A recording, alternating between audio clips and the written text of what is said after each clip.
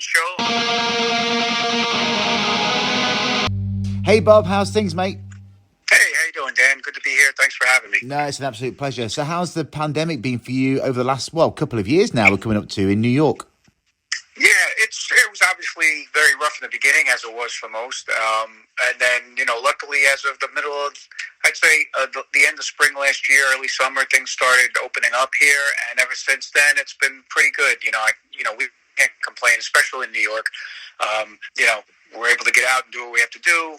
They have shows going on. Tours are happening in the States now pretty much, with no issues for the most part. And, things are kind of getting back to normal. Obviously, there's some differences than what we were used to before this all happened. But I'd say we're fairly lucky here and in a pretty good place at the moment, compared to some other areas I know, like in Europe and other places around the world, they have a little bit tougher time with the restrictions, etc. Yeah, sure. So on to the music. You're releasing your new album, Acts of God, on the 18th of February. I've heard it, mate. It's really cool. Seeing as it's 5 years since your last album, you must be buzzing to get this out. Yeah, it's been a while, and we're definitely excited about it. We did a lot of touring for the last record.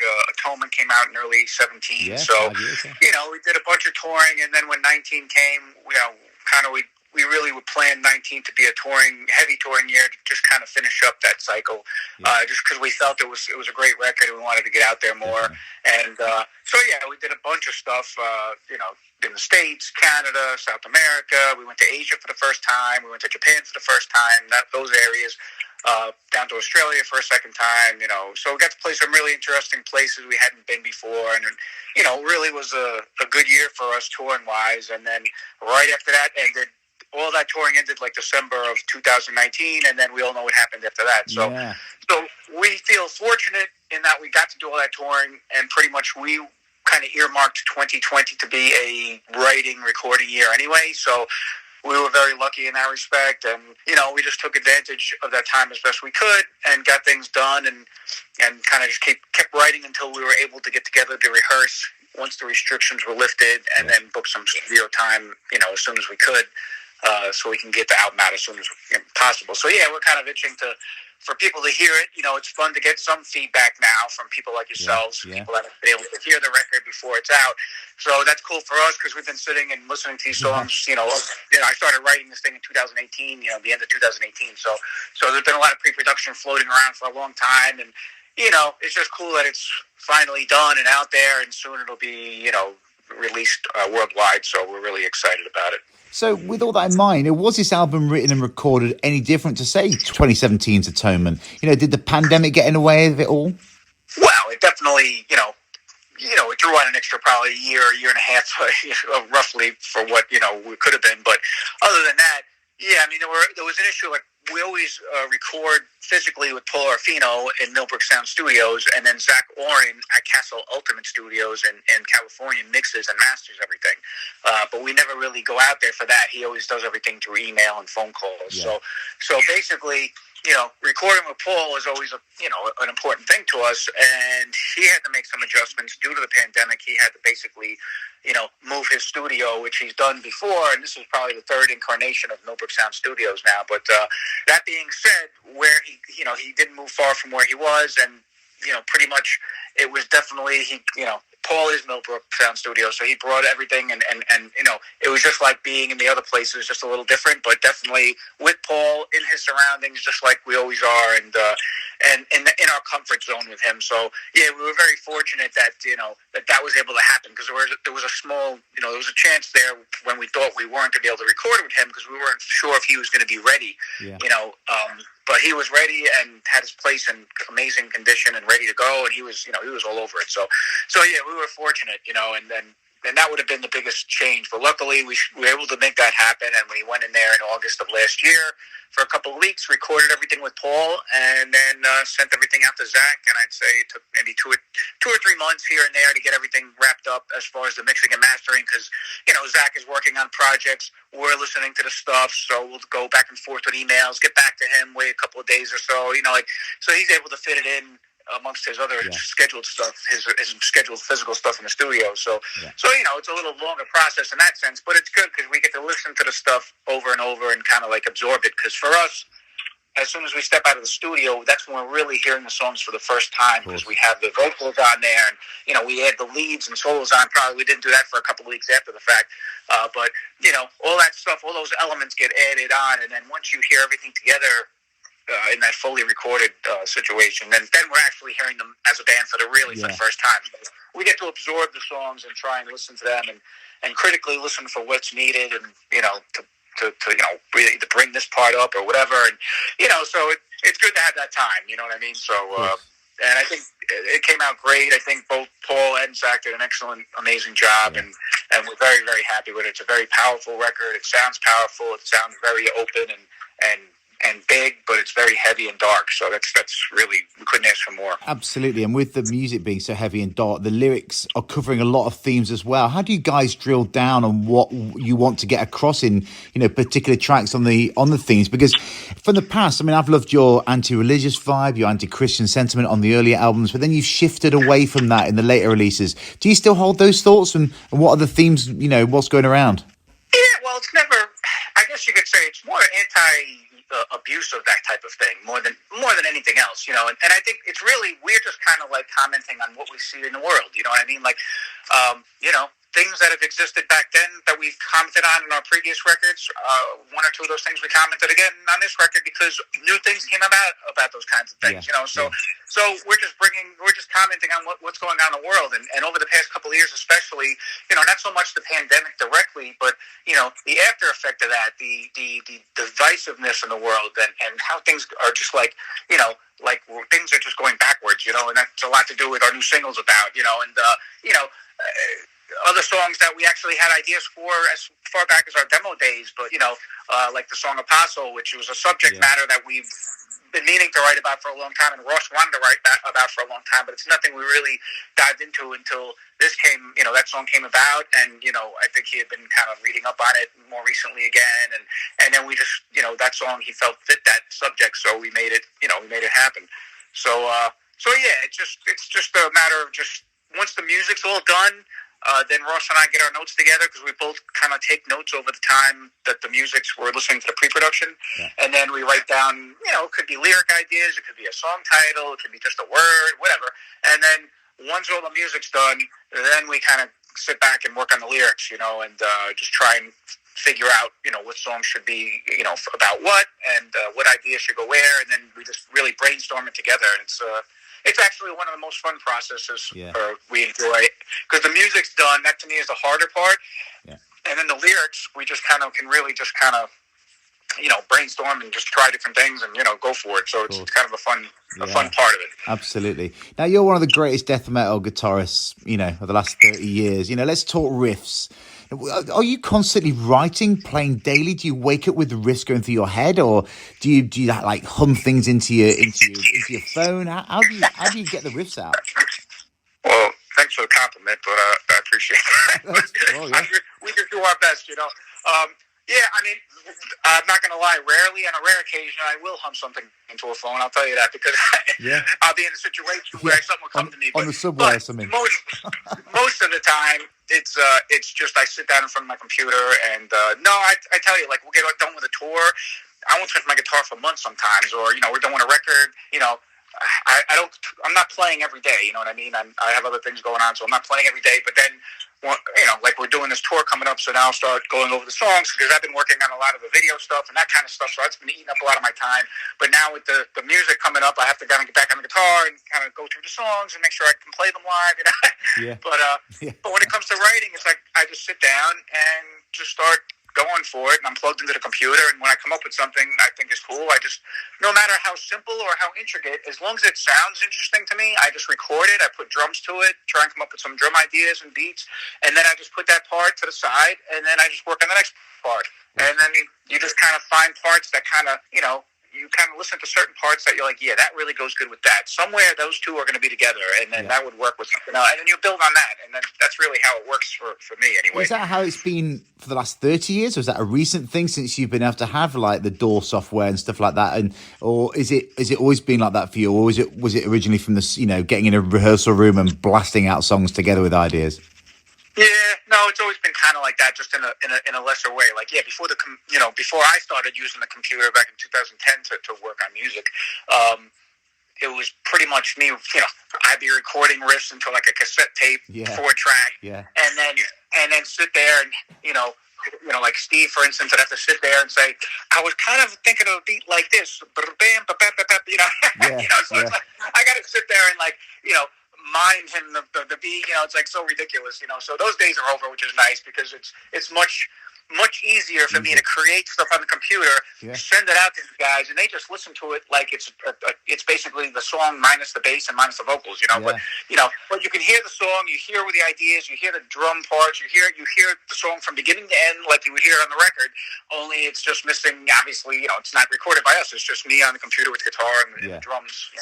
But it gives everybody a good idea of what we're going for. Absolutely. But I can add solos, I can add overlays, and I do that sometimes in the pre-production when I'm sure of certain things, and it gives them a good idea of how the song's going to be. So sure. It's been so instrumentally helpful in being more creative from that point on. And I don't know what I'd do without it now.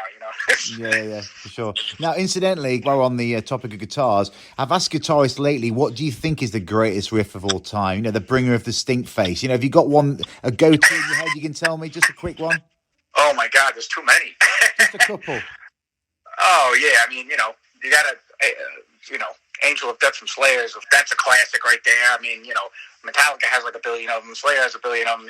There's the infamous "Smoke on the Water" riff, which I think almost every one of us learned when we first started playing guitar. Bam, bam, bam, bam, bam, bam. And that was probably the first riff I learned, and a million other people learned. So, these are the kind of things that stick in your head for sure. Yeah, okay. So go back to the recording and laying guitars down. When you're laying your solos down, how often do you just do it off the cuff, and how often are they already prepared before the recording? They're never prepared unless I already did it on the pre-production. So, for instance, on this album, there's a couple of solos in there. There's some moody parts where the solo comes in, and it's kind of like, I'll just I'll have a vibe going, so I'll say, that's definitely, that part's musical, I'm definitely going to put something over there. Let me just put something over there and see how it sounds. So I'll do that, and sometimes right off the cuff on the pre-production, I'll do it, and I'll listen to it, and I'll be like, kind of like the way that sounds, and then it'll kind of grow on me, and I'm like, yeah, you know what, I like that. I'm going to send that when I send the song to the guys, I'm leaving that in there. And then sure enough, I take it and I fly it right onto the record because I'm not going to even try and recreate it because it just sounds, it's kind of like right off the cuff and it sounds good, and I just kind of went with it, and that's what came out, and you know what, that was the best thing, And then when it comes to the rest of the solos, after we're out of the studio, I'll sit and work here at home on them because, it just doesn't make sense. I used to do that back in the day, but now that I can do it this way, it's just so much easier for myself and Paul, of course, that I can just work on the solos at home and not waste studio time doing that. So I'll just I'll work on stuff, create ideas, come up with things, and start piecing things together. And this was cool because Alex, this is the first time Alex played on one of our records, or anybody for that matter, in years. So other than me, as far as guitar goes. So yeah, I was able to go. I went down to Alex's place. He was living down in Delaware at the time, so I went down there, and then we worked on some stuff together, and he got some leads on the record, and he did some solos, and we did some trade-off solos on a couple of the songs. So that was really cool for the first time, that we've ever had that. And I think his style blends extremely well with mine, and they really work nice together. They complement each other very well. So he comes from the same old school. We've known Alex since our demo days. He came out with us on our first tour in the United States, so we go way back. So I mean, we all have those same influences. So yeah, I mean, it's really nice to have him doing some solo work on the new record and stuff. So and it'll be fun live too to kind of trade off solos finally. Yeah. So with this being your 11th studio album, how do you think the band has evolved over the different albums?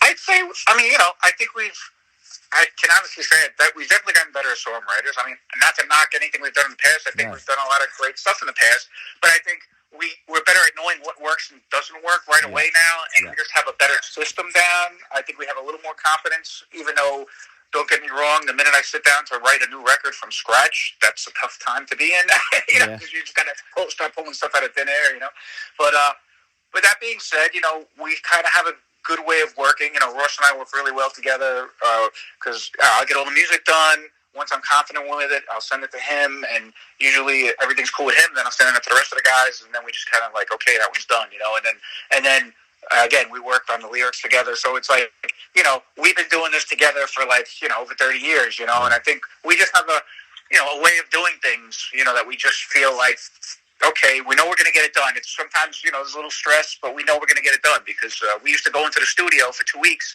with all the music with no lyrics. And by the time we're out, 2 weeks later, we'd have all the songs lyrically done and recorded. So, and it's just like crazy. Yeah. But, so we work well under pressure, but I would just say, these days we just have a little bit more confidence but we still have that drive. We still have that passion in the music, and that to me is the most important thing. We're still excited about creating something that sounds dark and like, wow, that sounds sick. You know what I mean? Exactly. When like 15, 18-year-old kids again, like, all right, it sounds sick. That's going to be great. Oh, that's so dark. I love that. So it's cool. I mean, to us, we love it. It's what we do. So we just have a lot of fun with it. That's good.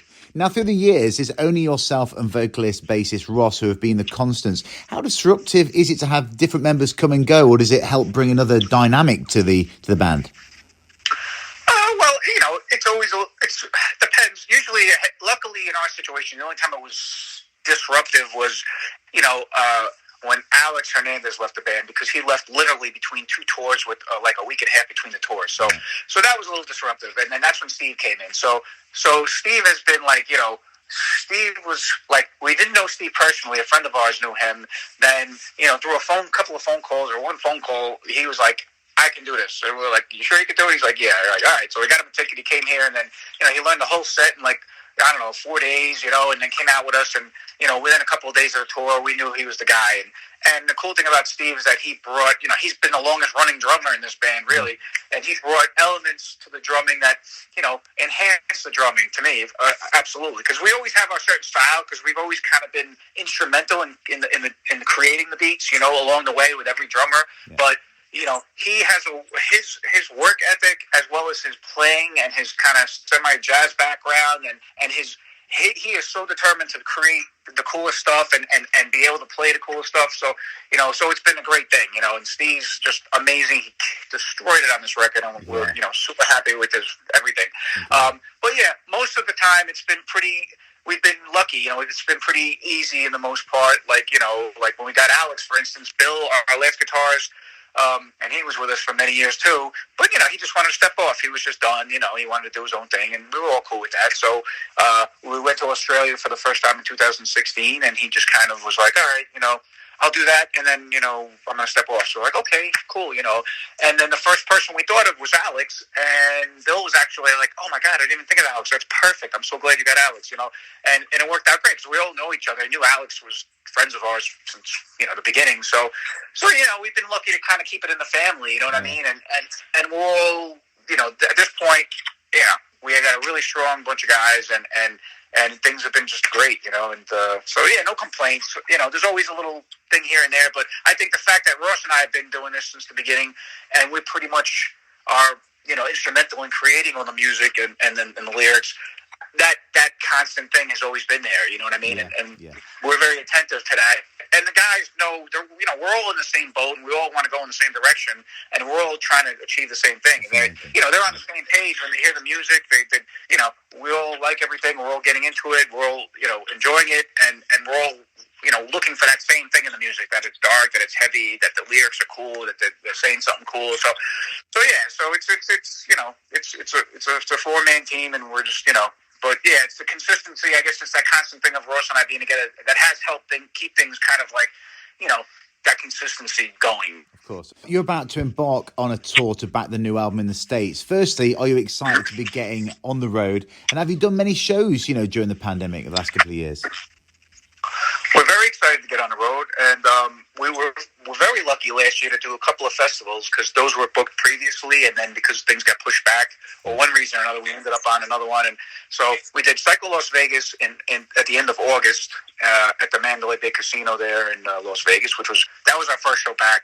And that was just like, just almost surreal, because it was like after all that lockdown for like a year and a half, and then all of a sudden, all right, we're getting on a plane to Vegas, and we're going to play in front of people, and there's going to be people everywhere.